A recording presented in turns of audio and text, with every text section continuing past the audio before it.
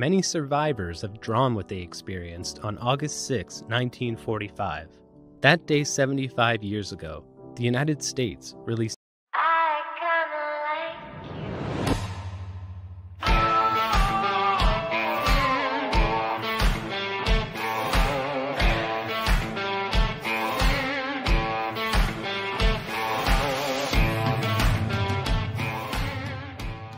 a nuclear bomb that exploded approximately 600 meters above the city of Hiroshima.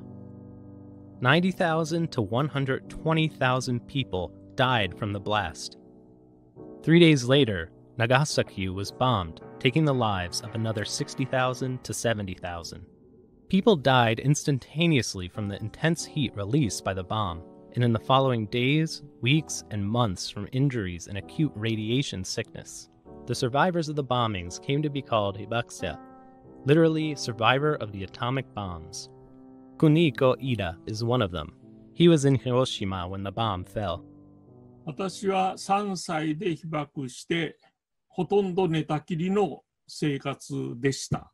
で、小学校にやっとどうにか入ったんですけれども、ずっと病気の切れ間がない。最近では、咳喘息をやりました。それから脳腫瘍の手術は2回やりました。Soon after the bombings, Japanese and American researchers went to the destroyed cities with different objectives. The Japanese focused on the bomb's medical effects on survivors.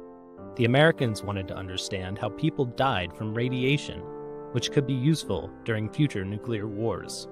In 1947, the U.S. formed the Atomic Bomb Casualty Commission, or ABCC, to conduct long-term studies of the victims of the bombings.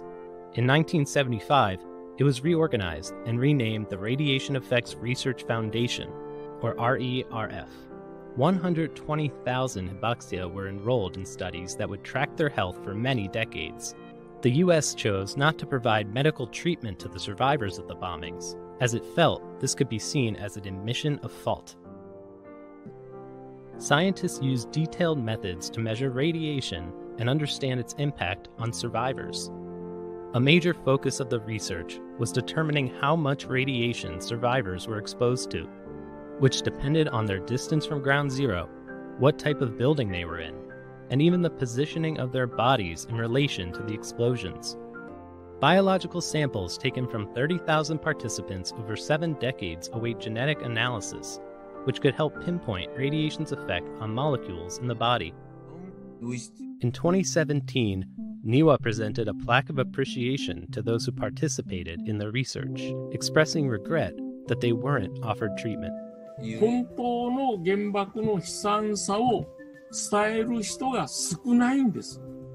人は誰でも原爆の本当の恐ろしさ、原爆が体に与える影響のものすごさ、そういったことが分かれば、二度と原爆を使おうという考えにはならないと思うんですけれども、私はその原爆の本当の悲惨さを伝えていかなければならない。